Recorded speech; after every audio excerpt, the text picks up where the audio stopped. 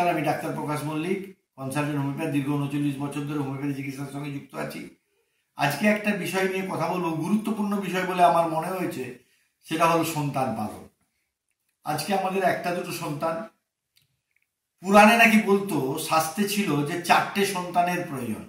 এখন রাজনৈতিকভাবে অনেকে বলছে যে সন্তান বাড়াও, আমার ভোট বাড়বে, কিন্তু তা নয়। বলেছিল একটি সন্তান বাবা মাকে দেখবে, একটি সন্তান চাষবাস করবে, একটি সন্তান দেশ রক্ষা করবে মানে সৈন্য হবে, আর একটি সন্তান পুজো আর্চা করবে, একটি সন্তান সাধু হবে।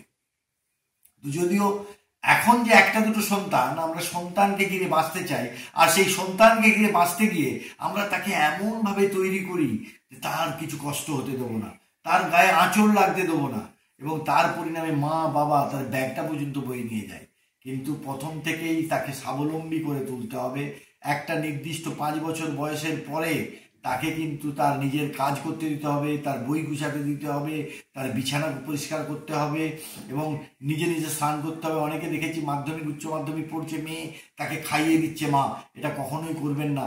এই স্বাবলম্বী হওয়ার ওঠার ক্ষেত্রে এটা একটা অন্তরায়, ওটা তার ভবিষ্যৎ জীবনকে দুর্বিষহ করে তোলার পক্ষে, এবং তাতে কিন্তু গভীর সংকট তৈরি করতে পারে।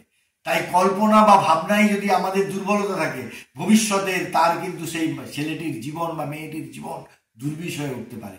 তাই আমরা প্রথম থেকেই তাকে কিন্তু, যে মা তার সন্তানকে রান্না বান্না করা শেখাবো, কিভাবে কোনো কষ্ট হলে কিভাবে অন্ধকারে কিভাবে নিজেকে হাঁটতে হয়, আলোর দিকে যেতে হয়, সেই ভাবনাটা ভাবতে হবে, এবং এগুলো বোঝাতে হবে, বুঝতে হবে। সর্বোপরি আমরা যেমন এখন সমস্ত নতুন প্রজন্ম মোবাইলের প্রতি আকৃষ্ট, এবং মেডিকেল সায়েন্স বলছে যে একটা নির্দিষ্ট টাইম মানে কয়েক ঘন্টা বাদে মানে ছাড়া মোবাইল দেখা উচিত নয়। এবং এটা আমরা বলছি, উপদেশ দিচ্ছি, কিন্তু মা বাবাই তো মোবাইল নিয়ে ব্যস্ত। সেই জন্যে একটা গল্প আছে, গল্প বলছে যে যখন একটি মেয়েকে জিজ্ঞেস করে যে তুমি জীবনে কি হতে চাও, সে বলেছে আমি মোবাইল হতে চাই। কারণ মা বাবা সবসময় মোবাইল নিয়ে ব্যস্ত থাকে, কিন্তু আমাকে সময় দেয় না। তাই আমি মোবাইল হলে সে আমাদেরকে, আমার বাবা মা নিয়ে থাকবে। তা এই যে ভাবনা, এই কত কষ্টকর যন্ত্রণাময় ভাবনা, ভাবতে পারছেন? এবং আরো হয় কি, মা বাবা তাকে এমন করে মানুষ করে, এবং সেই জন্যে আমরা ভাবতে হবে যে বাবাকে কিন্তু নিজেকে আইডিয়াল হতে হবে, তাদেরকে চরিত্র সংশোধন করতে হবে। নিজেদের মধ্যে ঝগড়াঝাটি করা চলবে না, যার ক্ষেত্রে ওই ঝগড়াঝাটির মানসিকতা এবং তার অশান্তি তার ছেলের মধ্যে পত্রিত না হয়। এবং সর্বোপরি এই দেখা গেছে যে ছেলেকে মানুষ করার পরে যখন সে বিয়ে করছে, তখন তাকে কখন ছাড়তে হয় ছেলেকে আমরা বুঝতে পারি না, মা ভাবছে। এবং মেয়ের ক্ষেত্রেও, মেয়েও কিন্তু যখন সে ওপরের বাড়িতে যাচ্ছে, সে ঘুম থেকে উঠছে না, রান্না করতে পারে না, সব সময় তার ক্লান্তি, এবং সব সময় সে নিজের মতো চলার ভাবনা, অনেক সময় সংসারে অশান্তি, যার পরিণামে ডিভোর্স। আর ডিভোর্সের পরিণাম কি ভয়াবহ, সে আমরা আজকে বাস্তবিক সমাজে দেখতে পাচ্ছি। তাই ছেলে বা মেয়েকে এই চিকিৎসা মানে সংকট, এই ভাবনার সংকট কিন্তু আমাদের সমাজ জীবনকে খুব খারাপ জায়গায় নিয়ে চলে যাচ্ছে, তা আমরা দেখতেই পাচ্ছি। এবং আমরা চিকিৎসা ক্ষেত্রেও দেখতে পাচ্ছি এই মানসিক যন্ত্রণা এবং মানসিক রোগ দেখা দিচ্ছে। এবং সেই মানসিক রোগ যাতে না হয়, এবং সুস্থ সমাজ গঠনের ক্ষেত্রে মা বাবার গুরুত্বপূর্ণ ভূমিকা।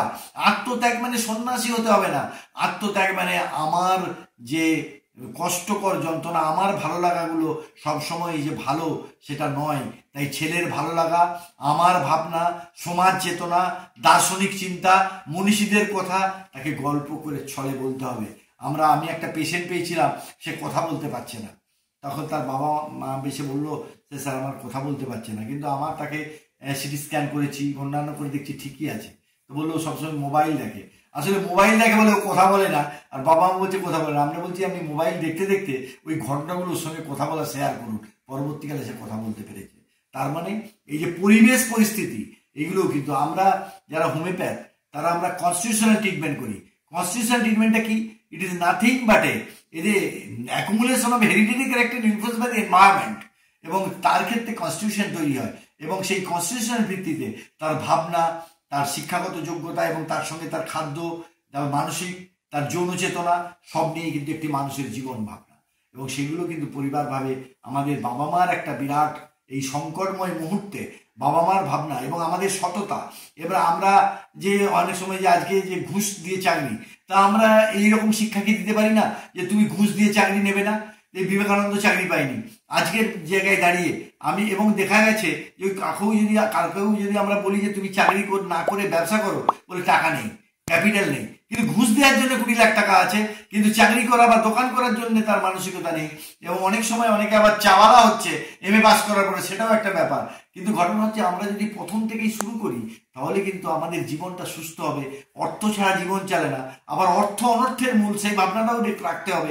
এই বাবা মা তাকে কোন দিকে চালনা করবে, তার মানসিক দৃঢ়তা, মানসিক অবস্থা সব মিলিয়ে একটি সমাজ গঠন হয়। তাই আজকে আমি এতগুলো কথা বললাম। এবং এই আমার কথা শুনে যদি আমার এই কথার মধ্যে কোনো অহংকার প্রকাশ পেয়ে থাকে, তবে ঈশ্বরের কাছে প্রার্থনা করি আমার অহংকারের সে পদাঘাত করে নত করে দেওয়া হয় প্রভু। কিন্তু আমেরিকার একজন দার্শনিককে জিজ্ঞেস করা হয়েছিল যে আমরা তো মানুষ, আমরা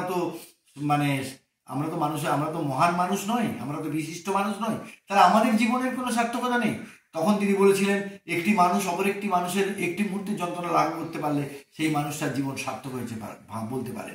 একটি PhD পাওয়া মেয়ে তার মাকে জিজ্ঞেস করেছিল, মা আমরা কেন জন্মেছি আর কি উদ্দেশ্যেই বা জন্মেছি? তখন তার মা উত্তর দিয়েছিল, তুমি জন্মেছো বা ঈশ্বর তোমাকে পাঠিয়েছে পৃথিবীকে সুন্দর করার জন্য। এই ভাবনাটা ভাবতে হবে, মা বাবাকে ভাবতে হবে আর সন্তানকে ভাবিত করতে হবে। নমস্কার।